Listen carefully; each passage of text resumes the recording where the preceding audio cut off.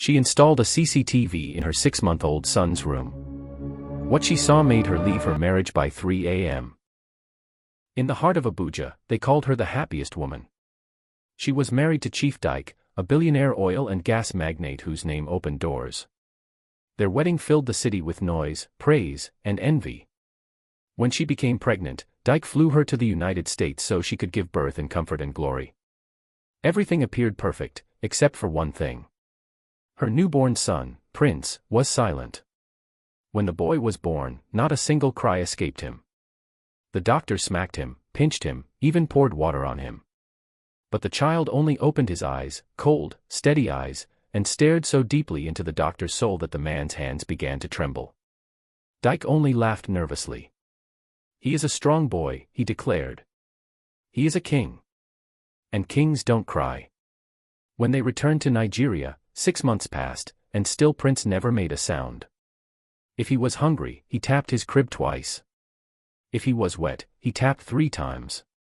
He refused his mother's breast milk, turning his face away as though offended. The only thing he accepted was a special pap her mother-in-law brought each morning in a sealed cooler. To her friends, this was a blessing. To her, it was fear.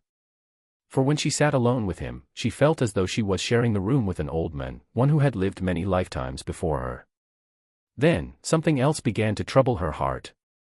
Every morning, her mighty husband Dyke looked exhausted.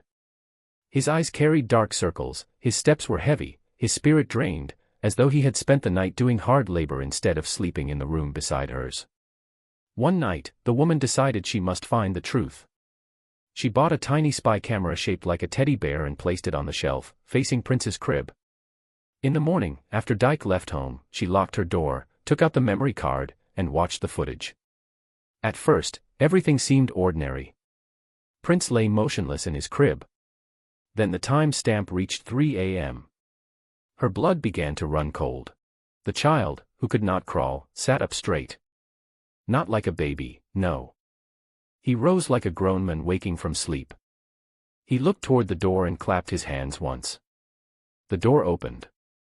Chief Dyke, the billionaire, the mighty man of Abuja, crawled into the room on his knees. His body trembled. "Good morning, great one," he whispered. The woman paused the video. Slapped her own cheek to ensure she was awake. Then pressed play again. And the 6-month-old child spoke. But it was not the voice of an infant. It was deep. Raspy. Like stones grinding together. "Dyke," the baby said, "the shipment has arrived. Why is the sacrifice delayed?" The husband bowed lower. "I am sorry, grandfather. The girl I found, she escaped. I am searching for another." The baby frowned with ancient displeasure. "You are useless. Do you want to return to poverty? Do you want to sell gala in traffic again?" "No, Papa, please," Dyke wept like a terrified child. Then the baby pointed toward the doorway, toward the room of the mother watching the video. "Bring me the mother. Her blood is clean. It will sustain me for another year." Dyke hesitated. "But, she is my wife. I love her." The baby stood up in the crib. A 6-month-old standing upright like a grown man. "Love," the baby spat. "I gave you the wealth to marry her. I gave you the charm to win her heart. She is a vessel. Tonight, Dyke. Bring her tonight, or I will take your head instead." "Yes, yes, great one," Dyke sobbed. The video ended with Dyke backing out of the room on his knees. The woman did not pack a bag. She did not touch her jewelry. She did not dare take the car, she knew it had a tracker. Instead, she climbed out through the back window.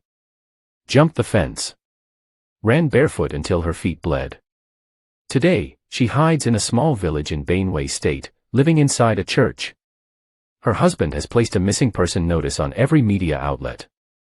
He goes on television crying, claiming she suffers from postpartum depression, begging for her return. He also told the public she abandoned their baby. But she knows what he truly wants. And she wants young women everywhere to know the truth too. When you pray for a rich husband who treats you like royalty, pray that you are not being prepared as an offering for his grandfather. Because not every child is a blessing. Some are landlords. And they have come to collect their rent. Thanks for watching. If you enjoyed this story, like and hit the subscribe button for more stories like this.